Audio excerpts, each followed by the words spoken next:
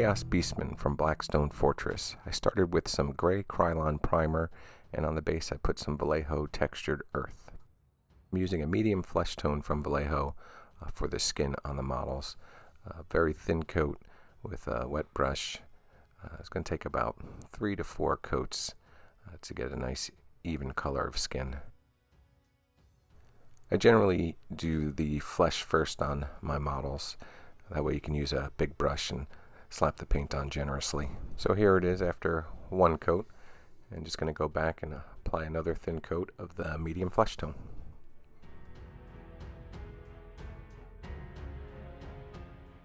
From there I'll take some Vallejo red and I'll paint the shoulder pads on these guys red, along with a piece of armor that's on the back of their arm.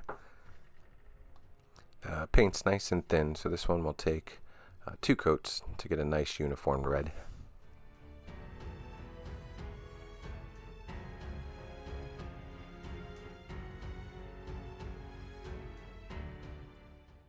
With that looking good, I'll take the same red and I'm going to paint the left hand wrist straps or arm straps on these guys red as well.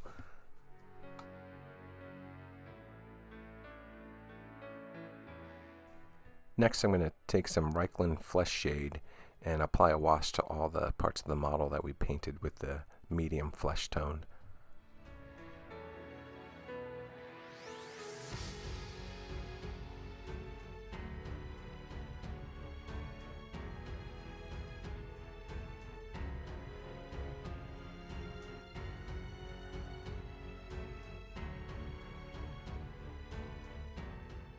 Next I'm going to apply some Carberg Crimson Wash from Citadel to the shoulder armor as well as the armor that's on the back of the arm.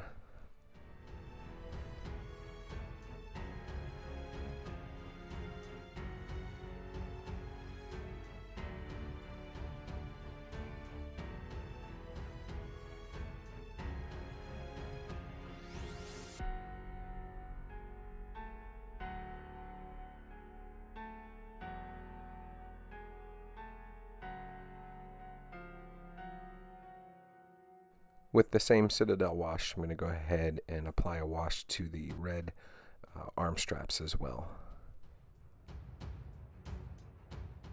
In my haste, I forgot to paint the cloth that's draping around his waist and the piece of cloth behind the chain links on his chest red. So I'm going to go ahead and paint those red now and then use that same wash from Citadel once it's dry.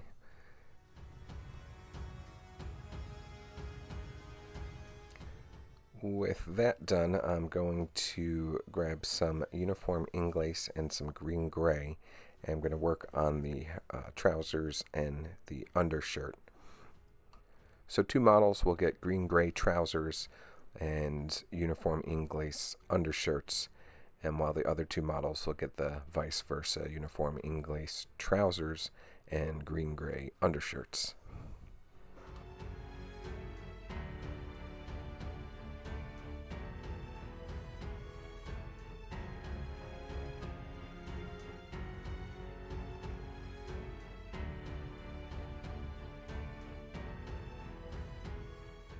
Now I'm going to take some black from Vallejo and I'm going to go ahead and put a base coat on all the parts of the model that eventually I'll be painting natural steel over. I'll also take care of the chest plate while I'm at it since I plan on having that black as well. I always like to put a base coat down when I'm painting natural steel. I think it gives it a darker tone when it's done, as well as it also, any black that's left in the recesses that you may have missed with the natural steel, just gives it a natural shade. From there, I'm going to take some dark gray and work on any parts of the model that has fur or hair, starting with the top here, the beard, the stuff around the knees, the hoofs, and there's some on the back of the forearm there.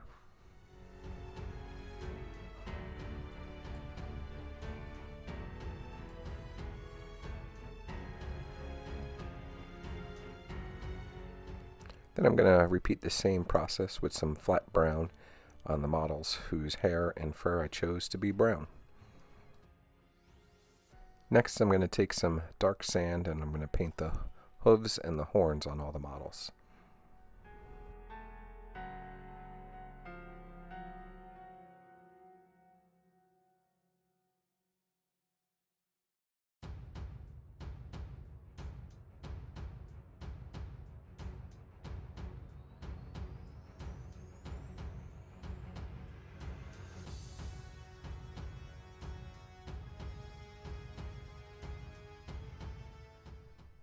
Then I got some silver gray I'm going to put on the straps around the right arm on two of the models and the leg wraps on the other ones.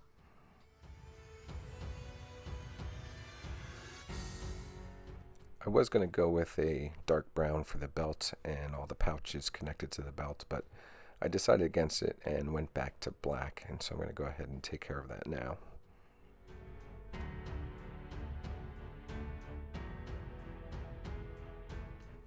I'm going to use some leather brown to take care of the straps on the models that have ornaments hanging from them.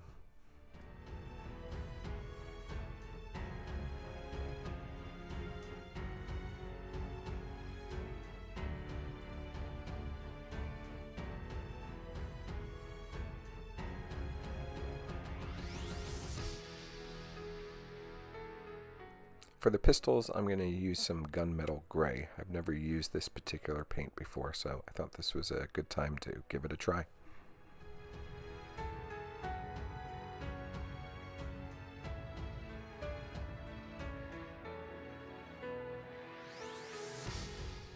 With the pistol complete, I'm going to grab some natural steel by Vallejo, and I'm going to work on the steel pieces of the model, the sword, the chain link, some of the gun, the stuff around the ankles, and the shoulder piece. As far as metallic paints go, the natural steel by Vallejo is definitely one of my favorites. Next, I'm going to take some Agrax Earthshade and apply a wash to all the brown fur and hair on the two models, and then also the pants and undershirt on all four models.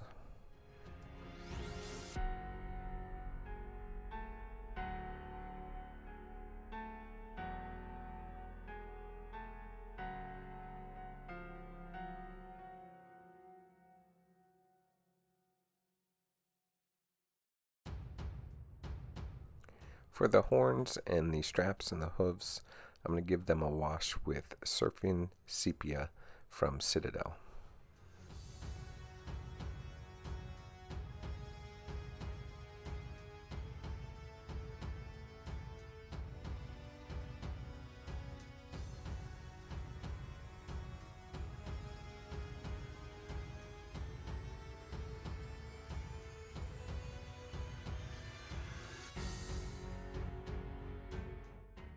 Just like the brown fur and hair, I applied a wash, but this time using Nun oil, also taking care of all the natural steel parts while I was at it. While that wash is drying, I'm going to take some black gray and start working on the bases, applying a generous coat to make sure I cover all of the textured earth that's on there.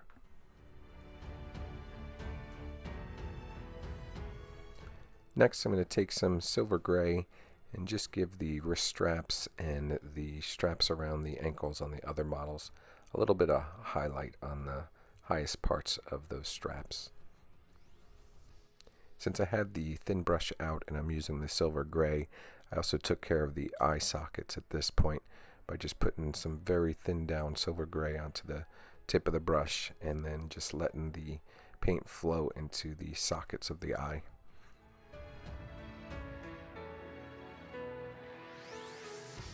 I noticed some rivets and some damage to the chest plate, so I'm going to take some natural steel again and just apply it carefully to those little raised spots, and then also put some in that battle damage there.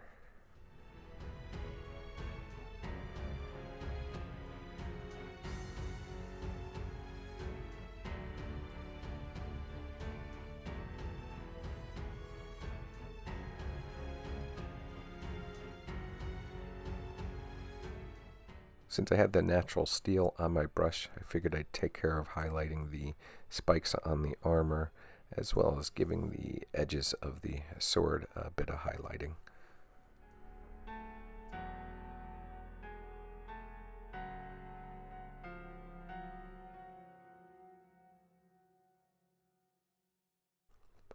Once the sockets were dry, I took a thin brush, put the slightest amount of paint on the tip, and went to work on the pupils. Next, I'm going to take some dark flesh and just highlight some of the skin areas of the model. There's a lot of highlighting that can be done on the face. Then I'll do some of the knuckles and the muscles on the arms and legs.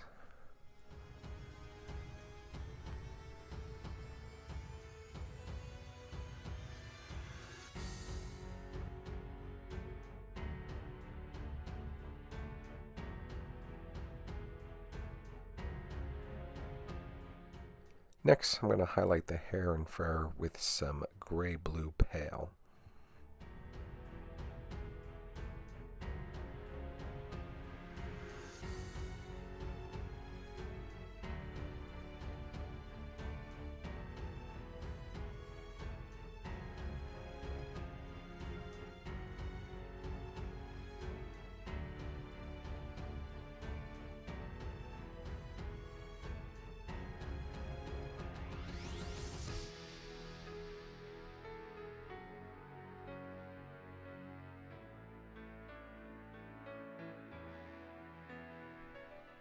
Now I'll repeat that process with some beige brown for the models that have brown hair and brown fur.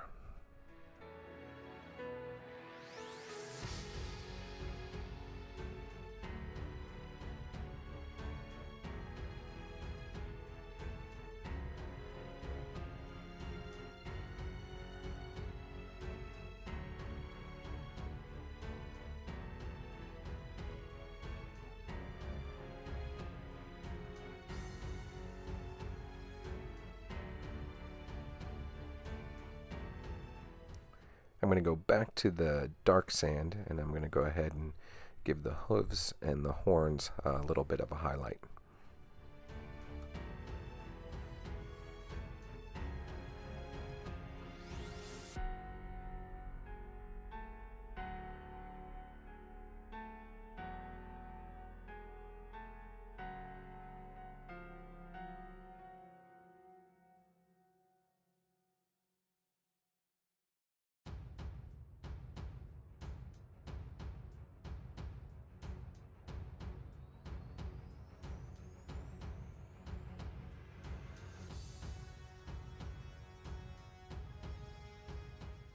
Back to the bases, I'm going to apply a wash of Nun oil over the dark gray that was painted on all of them.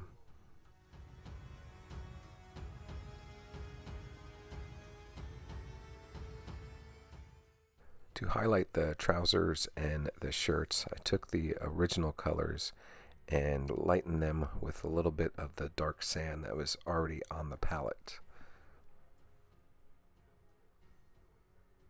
Applying the new color to any of the raised creases and the bottom edges of the trousers right up against the fur.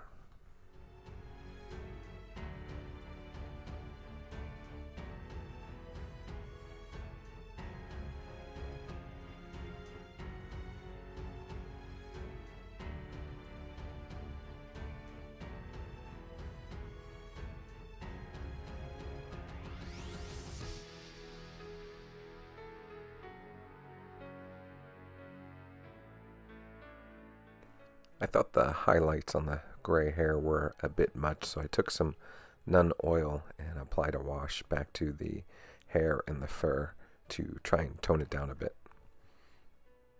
Next, I'm going to take some orange red and do a bit of highlighting on the straps around his arm. I'll also highlight the edges of all the red armor, as well as the edges of the cloth on his chest and around his waist, and then also highlighting any of the raised pieces of cloths or the folds.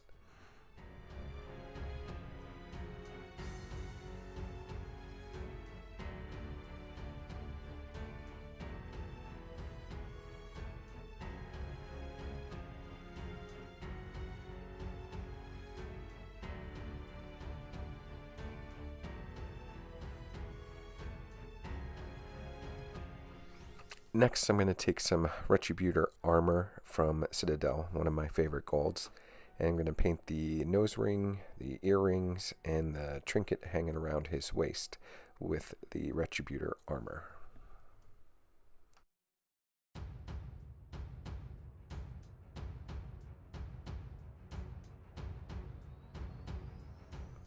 I wasn't happy with just a gunmetal and a natural steel gun, so I went back and painted the main part of the gun black.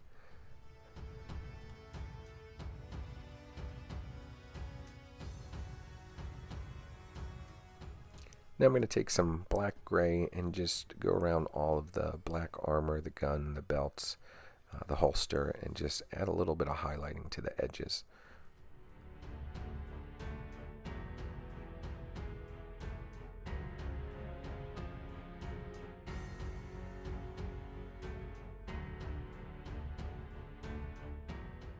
For the base, I'm first going to apply a dry brush of just white. That way when the blue dry brush is applied, it really stands out.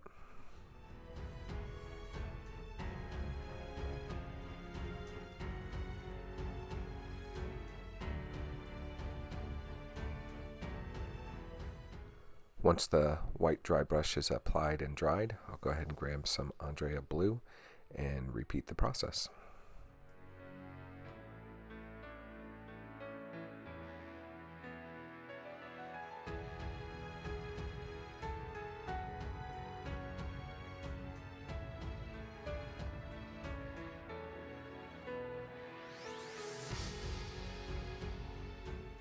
Down to one of the last steps, and that's painting the bottom of the base. I'm using some Vallejo Surface Primer Black.